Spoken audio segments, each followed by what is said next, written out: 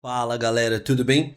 Meu nome é Matheus Sanches, mais conhecido como Sancho, Sanchola, Sancheta, Sanchonha e todas as derivações que você achar aí. Não tenho um sofá tão bonitinho que nem o do Yuri, mas estou diretamente do meu país, Osasco. Tô numa varandinha, ó, deixa eu mostrar pra vocês a vista aqui. Meu país, Osasco. Nada demais, né? Nada de tão bonito assim.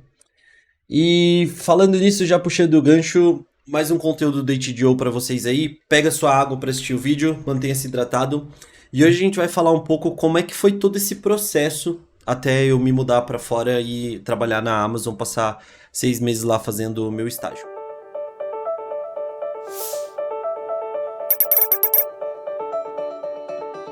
Para falar disso, eu gosto muito sempre de voltar lá no começo, quando isso era ainda só um sonho, era só uma oportunidade muito remota que eu nem acreditava que era possível.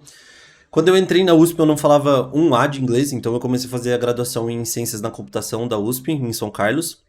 Lá que eu conheci o Yuri, inclusive, o outro mentor de vocês.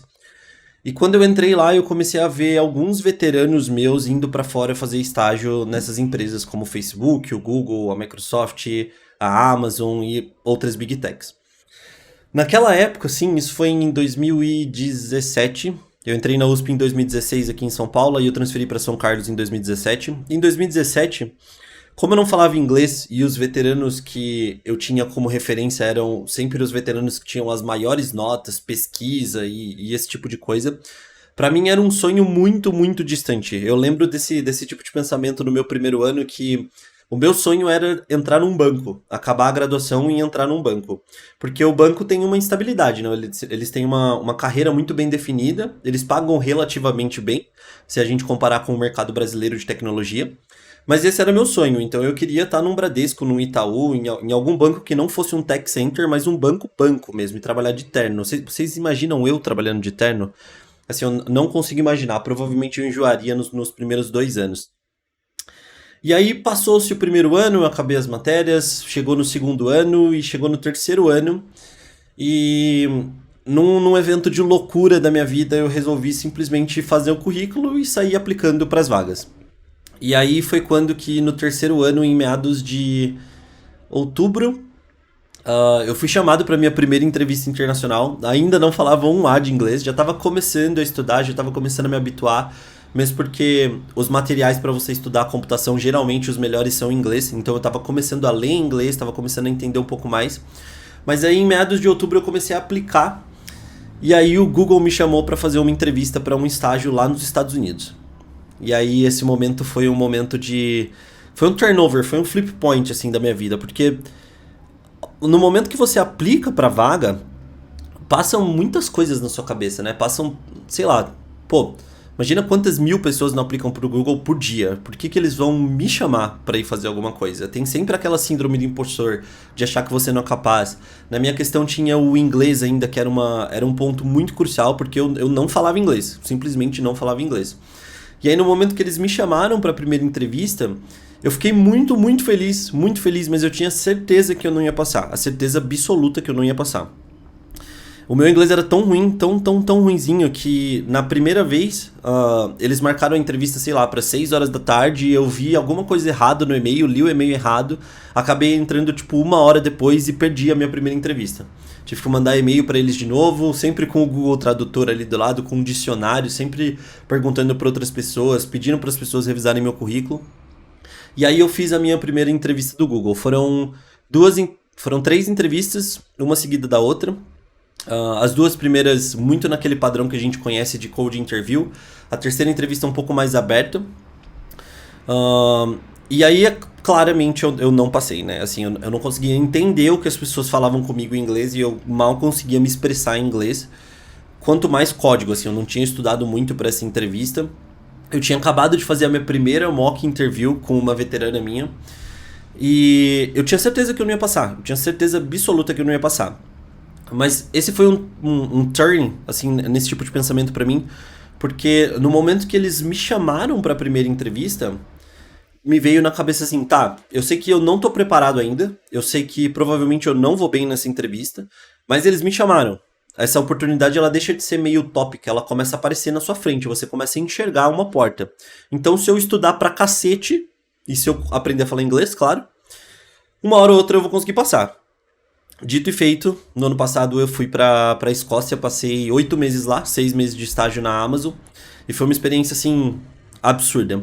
Mas aí, voltando um pouquinho, nessa primeira entrevista, depois que a entrevista passou, eu já tinha certeza que não ia conseguir o estágio, eu comecei a estudar um pouco mais de inglês, comecei a estudar um pouco mais para as coding interviews, e nesse momento, é um momento que você se pergunta muito por que você quer isso, porque estudar para as entrevistas, além de ser um processo contínuo, ela é um processo um pouco longo, principalmente se você não sabe inglês. Você precisa aprender uma nova língua, você não precisa ser fluente, mas você precisa saber desenrolar o mínimo na entrevista, falar um pouco sobre você e, claro, explicar o código que você está fazendo e entender o problema. E você precisa estudar as questões ali que caem na entrevista todo santo dia. Como é um processo meio longo, a gente começa a se questionar um pouco por que a gente quer, qual que é o tipo de oportunidade que a gente tá buscando lá que eu não vou conseguir aqui. E acho que isso ficou mais claro ainda depois desse meu estágio, minha primeira experiência internacional. Também tinha um ponto muito forte pra mim, porque eu fiz escola pública antes de entrar na USP,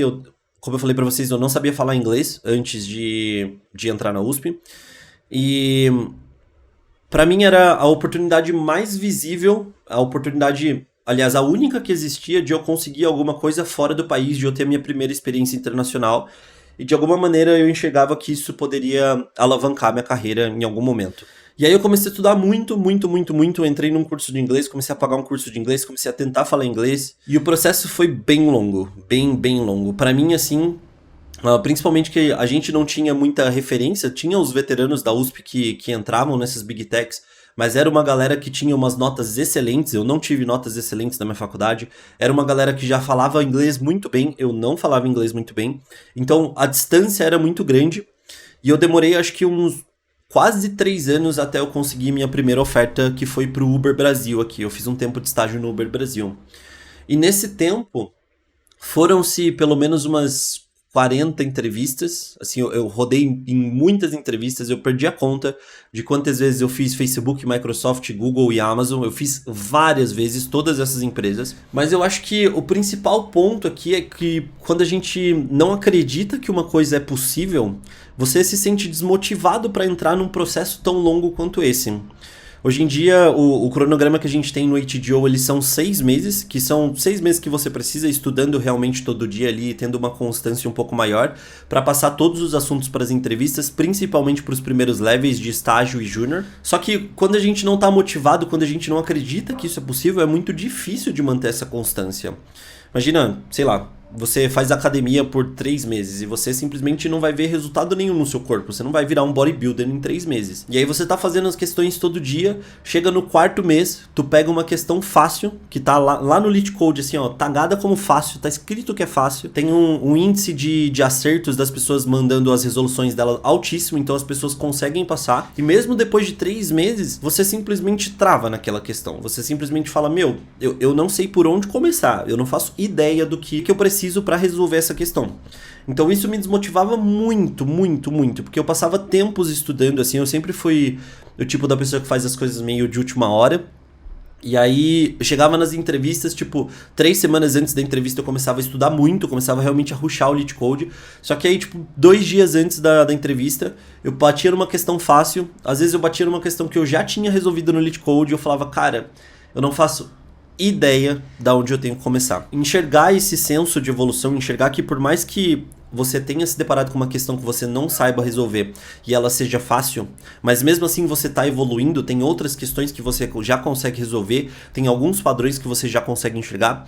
Para mim foi uma coisa muito importante no processo. Você começa a ficar motivado realmente para fazer a questão todo dia, para fazer 2, 3 questões todo dia, para chegar no seu final de semana e você falar assim, cara, em vez de sair hoje eu vou continuar fazendo questão, eu vou ligar para um amigo meu para fazer mock. Eu e o Yuri a gente fez diversas mocks, toda entrevista que a gente tinha a gente sentava para conversar horas depois sobre a entrevista, para falar como é que foi, padrões que a gente percebeu. Depois de 40 entrevistas, né, a gente começa a perceber algumas coisas que nem eu falei para vocês no começo do vídeo. A entrevista do Google, por exemplo, ela tem ainda é uma code interview, ainda segue lá, você vai receber uma questão e você tem que seguir o passo a passo para resolver aquela questão, mas ela é uma questão mais aberta, eles estão muito preocupados como você vai modelar o problema em classes e estrutura de dados, para resolver ele. Isso é muito claro na entrevista do Google, mesmo porque eles não te dão uma função pronta. Não é que nem lá no LeetCode que a função já tá lá pronta, você tem o tipo de saída e o tipo de entrada e fica um pouco mais fácil de resolver. E aí depois de 40 entrevistas você começa a pegar esses padrões. Então eu fui começando a me sentir meio mais motivado para estudar. Consegui minha primeira oferta não numa Big Tech, mas no iFood, aqui no Brasil, que foi assim, uma escola absurda pra mim, principalmente tecnicamente. Eu entrei num time muito bom lá, passei quase um ano lá, acho que foram 11 meses, até conseguir minha oferta pro Uber. E nesse tempo todo, você tá trabalhando, fazendo estágio, aí tem a graduação e ainda você quer estudar pra uma outra coisa e ainda você tá tentando aprender uma outra língua. Foi um período assim de muita dedicação na minha vida. Mas nesse momento que foi importante pra mim foi enxergar essa evolução, foi enxergar que por mais que ainda assim, ainda hoje, depois de fazer o estágio, depois de estudar esses 3 anos, tem questões fáceis que eu paro na questão e falo, cara, eu nunca vi esse tipo de algoritmo, eu nunca vi essa estrutura de dados, eu não faço ideia por onde começar.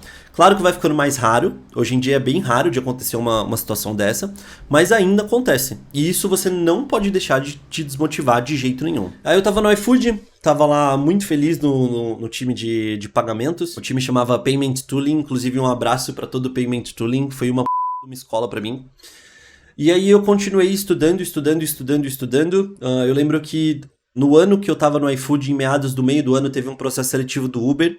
Eu não passei no processo seletivo do Uber e teve outro no final do ano que foi onde eu consegui minha oferta. Uma coisa também que eu gosto de destacar muito é que a constância na resolução de questões, você fazer uma questão todo dia, ela te possibilita abrir o seu horizonte para enxergar padrões. Então, hoje em dia, como que é o meu processo para resolver as questões do LeetCode? Eu leio a questão e ele me vem na cabeça. Isso aqui é grafos. Isso aqui é soma acumulada no vetor. Isso aqui é busca binária. Isso aqui é árvores. E aí, a partir desse momento que eu tenho mais ou menos a estrutura de dados que eu vou usar, os algoritmos eles vêm quase que instantaneamente. Então, para grafos, provavelmente você vai usar BFS e DFS, não vai sair muito disso. Para árvores, tem os 3 percursos lá de árvores que você tem que saber, não tem muito jeito. É engraçado também falar que depois que eu consegui minha oferta no Uber, as coisas ficaram bem mais fáceis. O meu inglês, eu já estava um pouco mais confortável para fazer entrevista. Não estava de jeito nenhum confortável para ir morar fora, meu inglês ainda era bem ruinzinho para as coisas do dia a dia ali mesmo, ser sociável com as pessoas. Foi um grande período de adaptação que eu tive na Escócia. Só que para fazer entrevista você se acostuma. Você não precisa ser fluente em inglês para fazer entrevista. Aí eu acabei me acostumando. Já tava no Uber ali, 40 entrevistas depois. Muito choro no colo do Yuri. Acho que nesse processo todo eu devo muito a ele também, porque a gente sempre apoiando um ao outro, sempre tentando estar o mais junto possível ali, porque ele, assim como eu, tomou vários nãos. E depois do Uber eu consegui uma oferta para ir pra Amazon. E aí foi engraçado que o processo do seletivo da Amazon foram 2 entrevistas. Tem uma primeira fase que ela é um pouco mais... É uma prova, como se fosse um contest. Aí teve 2 entrevistas e depois da segunda entrevista estava escrito no e-mail que eles respondem em até 5 dias qual foi o resultado. Passaram-se 5 dias da minha segunda entrevista em nada. Passaram-se 7 dias em nada. Passaram-se 15 dias e aí eu liguei pro Yuri. Falei, Yuri, cara, assim, não estão me respondendo. Não sei o que aconteceu. Não sei se eu mando e-mail, já mandei e-mail... Não sei se eu mando outro, porque não estão me respondendo. E a recrutadora me respondeu depois de 1 mês, falando, cara, desculpa, eu peguei Covid e foi por isso que eu não te respondi. Eu vou te ligar. E aí ela me ligou, o inglês dela é um inglês britânico, meu Deus do céu, que ligação horrível, gente. Assim, por mais que eu já tinha passado por 40 entrevistas, tinha ido muito bem na última fase da Amazon. Naquela entrevista, não era mais uma entrevista, né, mas naquela conversa com a recrutadora, eu acho que eu entendi, assim, tipo, 60% das coisas. Teve muita coisa que passou batido. Mas teve uma coisa que eu entendi, foi, beleza, você passou, tá aqui a oferta, só que eles tinham um problema. A vaga em si era para 3 cidades, Londres, Cambridge e Edimburgo, que é a capital da Escócia. E como tinha sido muito tempo, esse gap tinha sido muito grande entre minha última entrevista e agora que eu tava recebendo a oferta, as vagas para ir para Londres e para Cambridge tinham acabado e só sobrou Edimburgo. E aí eu lembro que eu desliguei o telefone, assim, é claro que eu falei pra ela, tipo, na hora, assim, falei, cara, me manda pra onde for, assim, eu quero ir pra algum lugar que fale inglês, pra principalmente ficar mais seguro em relação ao meu inglês. Não existia possibilidade financeira pra mim de sair do país antes disso. E aí eu lembro que eu desliguei o telefone, aí eu fui no Google e coloquei assim, onde é Edimburgo, porque eu não fazia ideia de onde era. Eu fui em novembro do ano passado, meu estágio começou dia 5 de dezembro, e eu entrei no avião e o meu sentimento era de tipo, cara, eu só preciso voltar vivo. Se eu voltar vivo, tá tudo certo, porque até no avião, quando as aeromoças falavam em inglês, eu já me sentia muito incomodado, assim. Eu já tinha passado na entrevista, já tinha feito 40 entrevistas, já tava seguro pra fazer entrevista. Mas é como eu falei pra vocês, não precisa ser fluente pra passar na entrevista. Você precisa decorar o inglês da entrevista. Você precisa saber explicar o código da entrevista e contar sobre suas experiências. Então, quando eu cheguei lá, eu tive 2 meses, assim, que foram de total adaptação. Porque eu me sentia muito desconfortável de ir nos lugares e falar com as pessoas. Ir no mercado, é um exemplo que eu sempre dou, mas ir no mercado, a primeira vez que eu fui no mercado, eu tava com o tempo contado. Eu só podia ir no final de semana, porque durante a semana eu tava trabalhando. Eu tava com o tempo contado e eu falei, cara, eu vou gastar, tipo, sei lá, 40 minutos aqui no mercado. Só que quando a gente vai no mercado aqui no Brasil, o mercado é o mercado, é normal que você sempre vai. Você sabe onde estão as coisas, você sabe o que são as coisas. E quando você tá fora, tem muita coisa nova. Você quer ver tudo, você quer experimentar tudo. E eu lembro que eu cheguei em casa, assim, isso foi no primeiro pro segundo mês. E eu cheguei em casa, tinha comprado, tipo, pão, presunto, mais nada. Chorei horrores, porque, assim, não tinha conseguido fazer meu planejamento na semana e comecei a me sentir muito incapaz. Então, ainda assim, depois de 40 entrevistas, depois de me sentir confortável com o inglês para entrevista, tiveram 2 meses de grande adaptação, assim, lá na Escócia. Não devo isso ao frio, tava muito frio nessa época lá, dezembro e janeiro eu peguei -8 lá, vi neve, inclusive a neve é uma merda, assim, só é bonita nos 5 primeiros minutos, porque se você precisa andar, o chão fica molhado, fica deslizante, fica uma tem aquele negócio caindo na sua cara. Mas os 2 primeiros meses eu tive muita adaptação lá pra realmente tentar ser social. E aí, a partir de janeiro, o tempo começou a esquentar, graças a Deus, e as coisas começaram a se desenrolar. Eu comecei a realmente a mexer mais com o código no meu projeto, então eu não precisava entender toda aquela parte de business por trás, eu já tinha entendido. O código era uma coisa que eu dominava, que eu gostava muito de ver. A primeira vez que eu programei em Java no mercado, eu só tinha visto Java na graduação para aprender orientação a objeto. E eu tô vendo sua carinha aí, ó, porque quando eu falo que eu programei em Java, as pessoas fazem uma carinha tipo... Mas foi foda, foi muito foda, eu aprendi muita coisa. Fui me adaptando, fui conseguindo ali conversar, ser sociável, fiz até alguns amigos. E foi uma experiência assim que mudou minha vida. Eu conheci lugares incríveis, eu viajei muito lá na Europa no momento que eu tava lá. O salário que eles pagam lá, para a realidade de lá, ainda assim você é um classe média alta, você ganha mais do que a maioria das pessoas, mesmo sendo estagiário. E comprei muita besteira também, comprei um notebook muito fera que é para gravar o conteúdo para vocês. E foi uma experiência assim incrível. A Escócia em si, se vocês tiverem curiosidade, procurem aí a capital da Escócia, que é Edimburgo, no Google. Ela é muito bonita, a arquitetura é muito diferente, parece um feudo assim, cara, parece cheio de castelo, muito foda, muito foda. Foi uma experiência que mudou minha vida. Inclusive tô com saudade, já faz 1 mês que eu pisei no Brasil de volta agora. E agora eu preciso me formar, né? Ainda faltam algumas matérias da faculdade pra fazer, eu tenho mais 6 meses da faculdade. Aí, acabando a faculdade, muito provavelmente eu volte pra lá como efetivo, pra Amazon mesmo. Acho que os ensinamentos que ficam aqui desse vídeo é: não deixe a síndrome do impostor falar mais alto, por mais que você não saiba inglês. Em 6 meses se preparando bem, dá muito. Contanto que você saiba o que estudar, como estudar, e tenha alguém ali para fazer a mock interview e para realmente falar onde vocês estão errando. É justamente por isso que a gente faz esse tipo de projeto aqui, para tentar diminuir esse gap. Não precisa passar por 40 entrevistas antes de conseguir sua primeira aprovação. Dá para fazer isso antes. E não precisa falar inglês fluentemente para conseguir a oferta. Então pode ser aí dos caminhos para sair do Brasil. Em relação ao inglês, pode ser o mais fácil possível. Beleza? Bom, show de bola. Vejo vocês em outro vídeo. E até a próxima, galera.